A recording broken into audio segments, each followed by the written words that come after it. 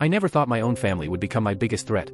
They smiled to my face while plotting behind my back, and when I finally uncovered what they'd done, I realized I might never be safe again.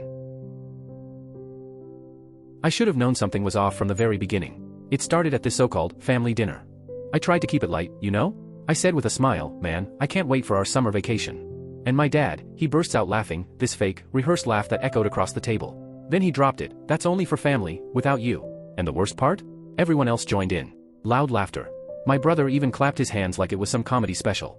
My sister Tara snorted and muttered, yeah, you didn't need us, so we don't need you. My mom just smiled. Like this was all a harmless joke. But it wasn't harmless. Not to me. I sat there, stunned, heat rising in my face, pretending it didn't sting as much as it did.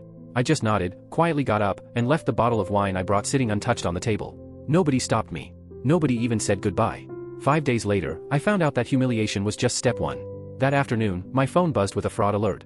My mom, my own mother, had tried to pull $5,000 from the joint account I'd stupidly left open. The only thing that saved me was the withdrawal limit I'd set ages ago, $400 a day. A rule meant for my own spending habits ended up protecting me from my own family. I froze. Then I acted. Blocked the card. Changed the memo name to Pay Without Me.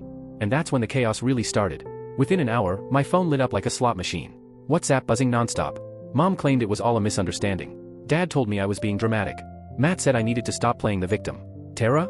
She just sent me laughing emojis and a screenshot of the declined transaction like it was the funniest thing she'd ever seen. I typed back one sentence, okay. That's it. No long explanation. No begging. Just finality. I thought that would be the end. But of course, it wasn't. 3 days later, I got home from work with Emily, my girlfriend, carrying takeout bags. And there it was, my apartment door. Not broken, not forced open, just unlocked. Inside? My family. I froze in the doorway. My dad was flipping through an old photo album like it was some waiting room magazine. My mom stood in the middle of my living room with her arms folded, a bag of papers and snacks at her feet, like she was settling in for a long visit. And my sister? Tara was stretched out on my couch with her shoes off, scrolling through her phone like she lived there. Emily's grip on the takeout bags tightened. She looked at me, wide-eyed, waiting for me to do something. My chest was pounding, but I forced my voice to stay even. What are you doing here? My mom smiled like this was perfectly normal. We needed to talk. You didn't answer, so we came over. I felt my stomach drop.